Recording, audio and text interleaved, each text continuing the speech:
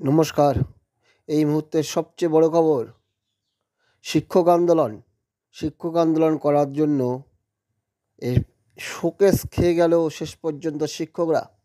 West Bengal board of secondary education এর তরফ থেকে শোকেস করেছে যেসব শিক্ষকরা 26,000 চাকরি বাতিল মামলার পর যেসব যোগ্য শিক্ষকরা 15/5/2025 বিকাশ ভবন আটক করেছিল, বিকাশ ভবনে অভিযান করেছিল, তাদেরকে শোকজ জানিয়েছে।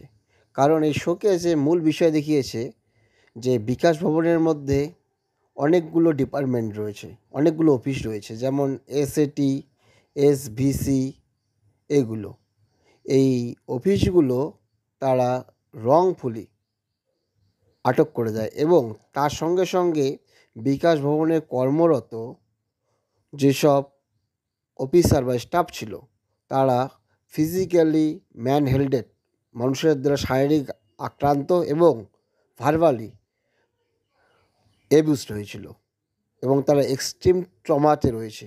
এই প্রেক্ষাপটে West Bengal board of secondary education, অর্থাৎ এই 19,000 শিক্ষকের যারা অ্যাপয়েন্টিং অথরিটি পর্ষদ, তারা শোকেস করেছে এবং শোকেসের উত্তর আগামী 7 দিনের মধ্যে উত্তর দিতে বলা হয়েছে এবং কী কারণে শোকেস করা যাবে না এবং ডিসিপ্লিনারি অ্যাকশন নেওয়া যাবে না তার উত্তর আগামী 7 দিনের মধ্যে দিতে বলা হয়েছে।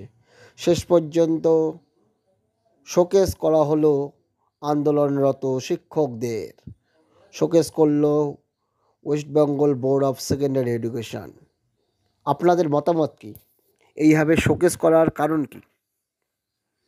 কারণ যে শিক্ষকরা সেখানে আন্দোলন করছে, কেন আন্দোলন করছে কারণটা জানুন। কারণটা সুপ্রিম কোর্টের নির্দেশে 3রা এপ্রিল যে 19,000 যোগ্য, অর্থাৎ যাদের বিরুদ্ধে সিবিআই, এসএসসি, সুপ্রিম কোর্টেরও অভিযোগ নেই, তাদের চাকরি গিয়েছে মূলত এই শিক্ষা দপ্তরের কর্মচারীদের অযোগ্যতার কারণে। তাদের দাবি কী অযোগ্যতা? তারা দুর্নীতির মাধ্যমে নিয়োগ করেছে, সেই দুর্নীতির কারণেই তাদের চাকরি গিয়েছে, তাই তারা বিকাশ ভবন